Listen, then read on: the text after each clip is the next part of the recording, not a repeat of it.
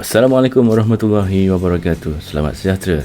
Kita berjumpa lagi dalam YouTube channel Bedah Gusti, sebuah channel yang akan membedah pelbagai kisah kontroversi dan juga bintang-bintang Gusti kegemaran anda. Sebelum kita bermula, tolong like, subscribe dan share supaya setiap kali ada episod baharu ke udara, anda akan mendapat pemberitahuannya. Minggu ini kita nak bercerita tentang kisah permusuhan dua entiti, dua individu bermusuh bagi nak rak, tetapi akhirnya boleh jadi kawan pula.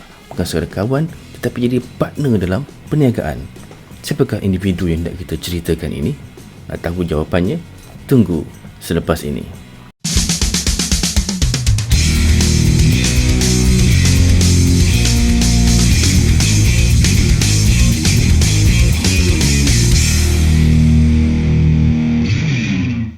Baik, individu yang kita nak ceritakan pada kali ini adalah berkenaan dengan dua kepala di dua buah syarikat atau promotion Gusti yang utama di dunia ini ketika tahun 90-an dahulu, iaitu di WCW dan juga WWE.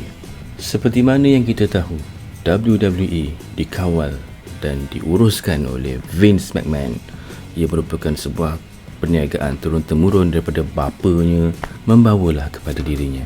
Tetapi ketika tahun 90-an itu, ada satu lagi syarikat yang begitu memberikan saingan yang sengit kepada WWE, tidak lain dan tidak bukan, iaitu WCW, dan dimiliki oleh Ted Turner, seorang bilioner dalam media, tetapi ia telah dikawal ataupun diuruskan oleh seorang pemuda yang berwawasan tinggi, iaitu Eric Bischoff. Dan seperti mana yang kita dah sedia maklum, berlaku Monday Night War ketika era 90-an itu, di mana setiap malam Isnin WWE dan WCW akan bertemu satu lawan satu.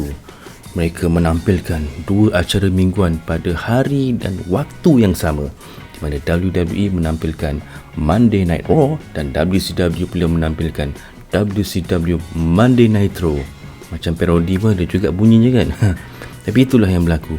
Ketika tahun 96 itu, tiba-tiba WCW muncul mengatasi WWE dari segi rating dengan kehangatan NWO dan sebagainya.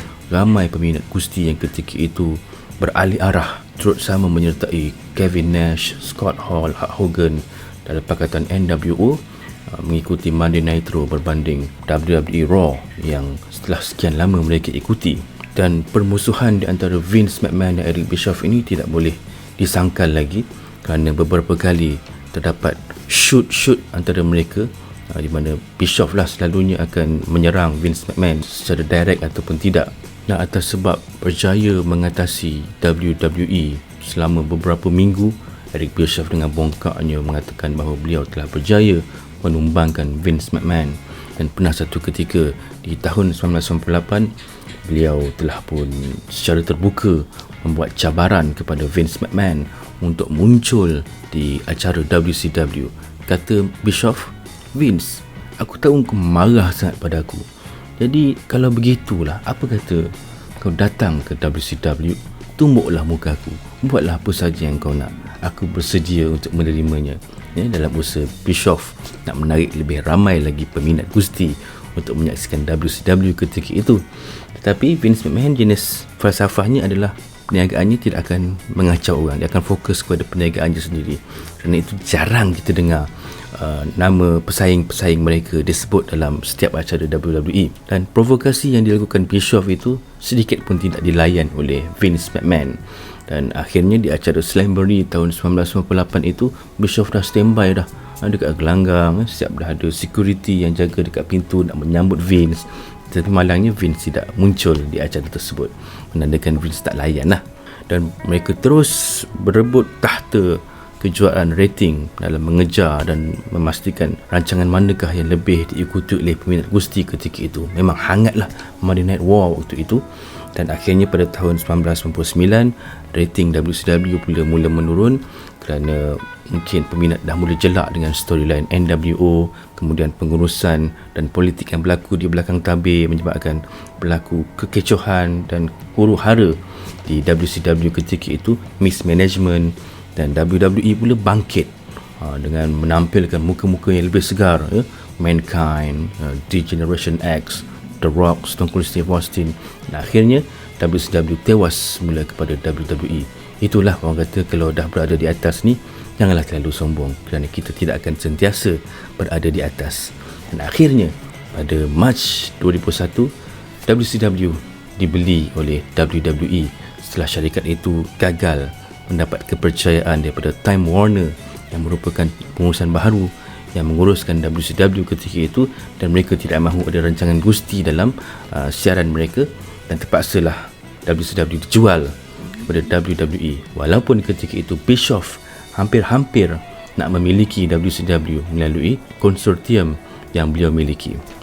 Jadi sekarang kita nak fokus kepada cerita pasca pembelian WCW oleh WWE itu, dan bagaimanakah Bischoff yang begitu dibenci oleh Vince McMahon itu tiba-tiba boleh menyertai WWE tidak lama kemudian.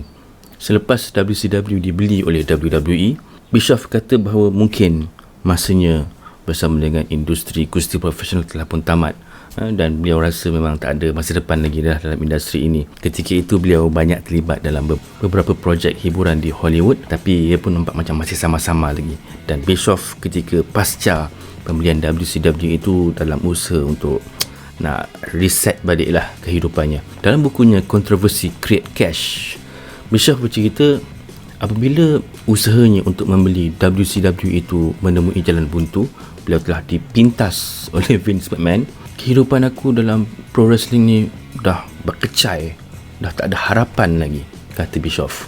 Nak harapkan aku diterima bekerja dengan WWE? Oh, jangan mimpi lah. Pasal semua tahu kan sejarah antara Vince dan juga Bischoff ini, dan menyertai WWE memang tak pernah terlintas langsung lah dalam kepala otak Bischoff pada waktu itu. Jadi beliau terus move on dengan melakukan pelbagai projek yang lain. Jodoh Bischoff dengan Gusti itu bukan sahaja Bischoff yang merasakan bahawa dah tak panjang lagi jodohnya dengan Gusti ini, tetapi para peminat pun rasa macam itulah saat akhir mereka menyaksikan Bischoff di pentas gusti profesional, kerana memang tak pernah terfikirlah bahawa musuh yang begitu dibenci akan muncul dalam program musuh mereka. Tetapi sebaliknya berlaku. Menurut Bischoff, pada satu malam Khamis, kata Bischoff, beliau pulang ke rumah dan telefonnya blinking atau berkelip, dan beliau menerima satu mesej daripada seorang individu bernama John Taylor. John Taylor ni merupakan seorang peguam yang mewakili WWE lah waktu itu, dan dia nak call Bischoff nak cakap tentang sesuatu lah. Jadi dia pun call balik si John Taylor ni, dan dia kata, John Taylor kata WWE nak bergunding dengan awak, rasanya okey tak? Bischoff kata okey, apa salahnya mencuba kan, tak ada masalah, call lah. Dan tidak lama kemudian Jim Ross pula yang menghubungi beliau. Jim Ross dan Bischoff ni merupakan dua individu yang pernah bersama-sama bekerja dalam satu pasukan ketika awal tahun 90-an dulu di WCW, tapi ada masalah. Dikatakan Jim Ross mendakwa Bischoff telah memecatnya dengan tanpa notis dan sebagainya, walaupun Bischoff menafikan perkara itu. Jadi ada sedikit masa muka lah di antara Bischoff dan juga Jim Ross di waktu itu. Tapi mungkin atas dasar profesionalism, Jim Ross mengenepikan sekejap rasa amarah dan dendamnya kepada Bischoff dan menghubungi Bischoff. Kata Bischoff lagi, semasa JR call beliau tu, dengar nada suara JR pun macam tak berapa ikhlas lah, macam kena paksa menghubunginya. Bischoff kata ini mesti Vince McMahon yang suruh dia telefon aku ni. Dan Jim Ross kata Vince McMahon bercadang nak buat satu storyline atau angle di antara Vince McMahon dan Eric Bischoff pada hari Isnin depan. Hari yang dia call tu adalah hari Khamis, jadi hari Isnin depan tu nak shoot angle tersebut. Bischoff kata, apa benda kelang kabut sangat ni kan? Macam tergesa-gesa je. Kami pun tak tahu sama ada ianya akan berjaya ataupun tidak. Ia hanya sebuah macam short term punya deal lah, kontrak yang bersifat sementara, bersifat jangka pendek. Kita try, kalau ianya menjadilah, kalau tak, apa nak kata kan, kata Jim Ross kepada Bischoff. Tapi Bischoff secara baik menolaklah pelawaan tersebut kerana dua perkara. Satunya, ia merupakan satu tawaran yang tergesa-gesa. Call malam Khamis, hari Senin nak terbang ke lokasi penggambaran angle tersebut. Jadi macam ianya satu idea yang sangat last minute, tak ada preparation dan sebagainya. Dan yang kedua, masalahnya Bischoff pada waktu pasca huru-hara akibat pembelian WCW itu, beliau memang makan terhenti-henti, minum sampai dia punya badan agak gempal dan sebagainya kerana asyik banyak makan.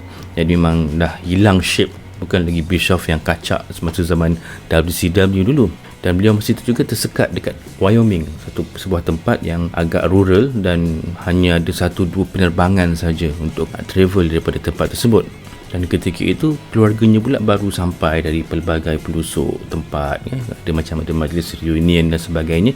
Jadi takkanlah diorang baru tiba, okey, terima kasih kerana datang, kita jumpa lagi, saya ada kerja, kan tak elok tu kan.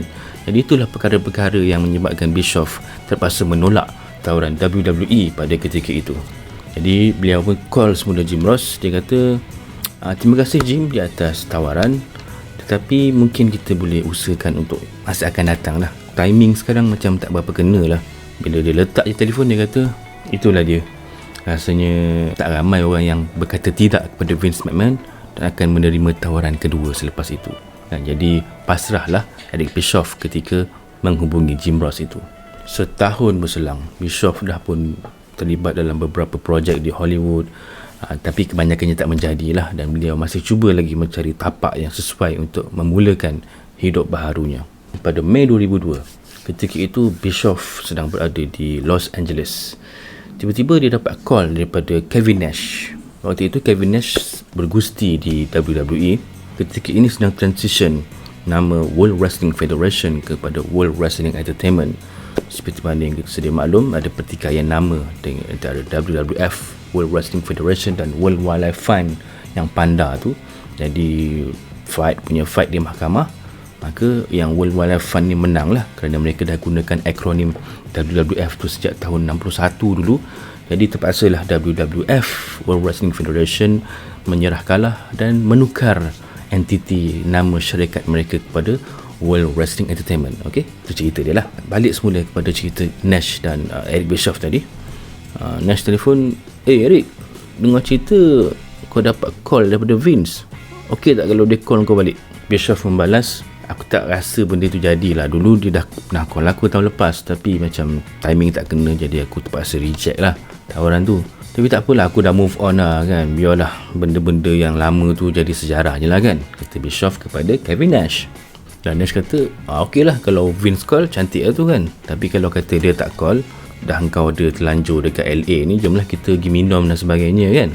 Dan sehari selepas itu, Vince call Eric Bischoff.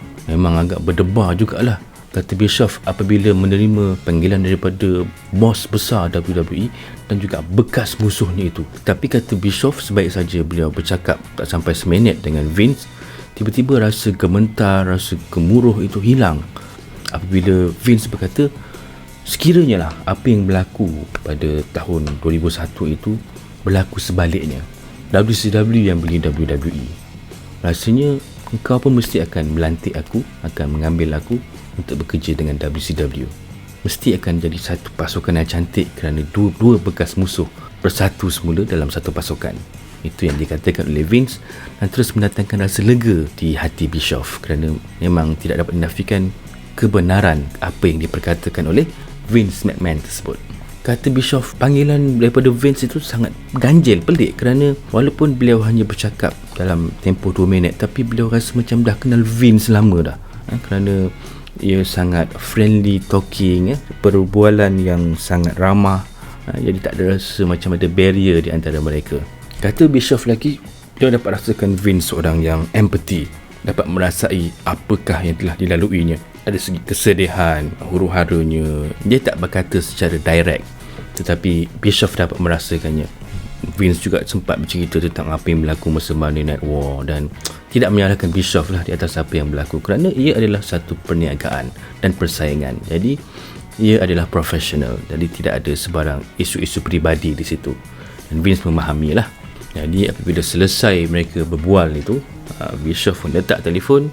Dia kata kepada isterinya, aku rasa aku boleh kerja lah dengan orang tua ni. Jika tawarannya kena, aku rasa aku nak kembali semula ke pentas gusti profesional, iaitu bekerja dengan WWE. Menurut kata Bischoff lagi, beliau telah menghambakan diri dalam industri gusti ini sejak 20 tahun lalu. Jadi dia tak naklah careernya itu menjunam dan diingati dengan bungkusnya WCW itu. Tak nak orang ingat beliau dengan cara yang macam tu lah, dengan cara yang buruk sebegitu. Biarlah dirinya diingati dalam satu suasana yang memorable dan boleh dibanggakan. Tak lama selepas beliau berhubungan dengan Vince itu, tiba-tiba beliau dapat message, dapat panggilan yang masing-masing excited lah, kata, Bischoff, dengannya kau ada deal dengan Vince McMahon. Apa cerita? Wah, best lah kan? Ramailah yang call kan, dan tanya. Tapi Bischoff terpaksa menafikannya kerana secara teknikalnya beliau belum menandatangani sebarang kontrak, hanya sekadar verbal punya agreement kan, dan dia tak boleh lah dihebohkan perkara tersebut. Dan Bischoff kata kalau boleh dia nak kemunculannya itu dalam suasana yang mengejutkan, surprise, tak nak ada orang tahu. Dan tahun 2002 itu, walaupun masih lagi awal era milenium, tetapi internet dah mula jadi sesuatu yang trendy waktu itu. Jadi berita-berita macam ni akan mudah tersebar di internet dan akan mengurangkan impak kejutan yang ingin dilakukan. Dan satu lagi, Bischoff tak nak apabila berita penyertaan beliau ke WWE itu akan mendatangkan persepsi lah dalam internet ini ataupun dalam netizen ini. Walaupun pada tahun 2002 itu ada dua golongan, satu yang gembira lah, of course, seronok kerana Bischoff akan menyertai WWE. Satu lagi adalah mereka yang skeptical, yang mengatakan, habis lah WWE kalau Bischoff join. Dia tak ingat ke apa yang dia buat dengan WCW dulu kan. Perkara-perkara inilah yang merunsingkan Bischoff, dan beliau seboleh-bolehnya cuba nak mengelakkannya. Jadi Bischoff pun call Vince. Dia kata, Vince, nampaknya ada kebocoran atau ketirisan maklumat lah dalam kau punya syarikat ni. Ramai yang call aku dan cerita tentang aku dapat tawaran dan sebagainya kan.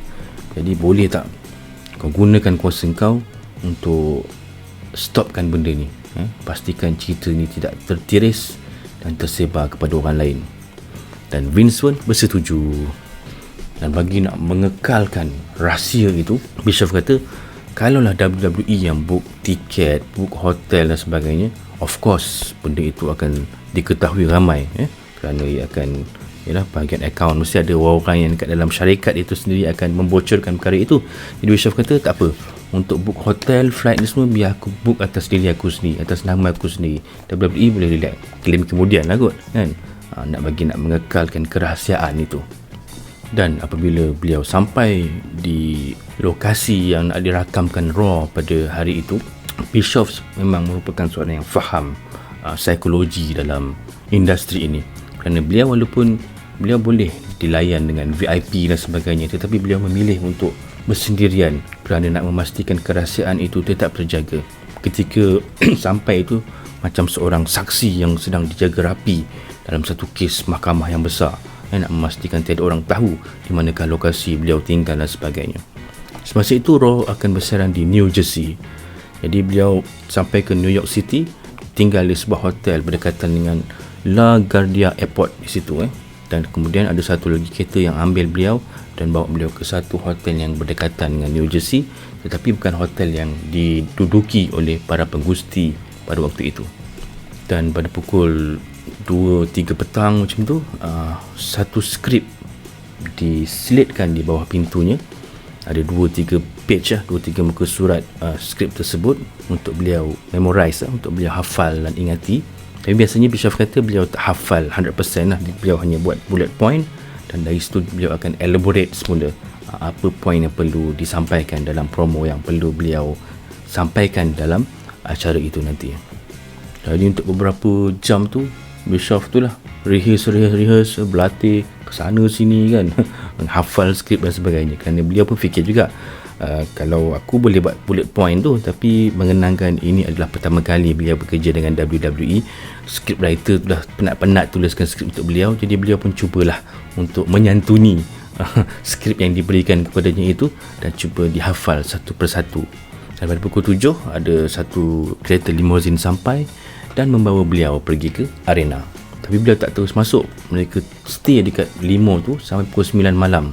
Dan beliau secara peribadi merasakan sangat gembira kerana memikirkan reaksi yang akan disaksikannya daripada para penonton, bukan sekadar penonton tapi juga bintang-bintang Gusti, kaki tangan WWE yang ada pada waktu itu. Hanya 1-2 orang je yang tahu tentang kemunculannya pada malam tersebut.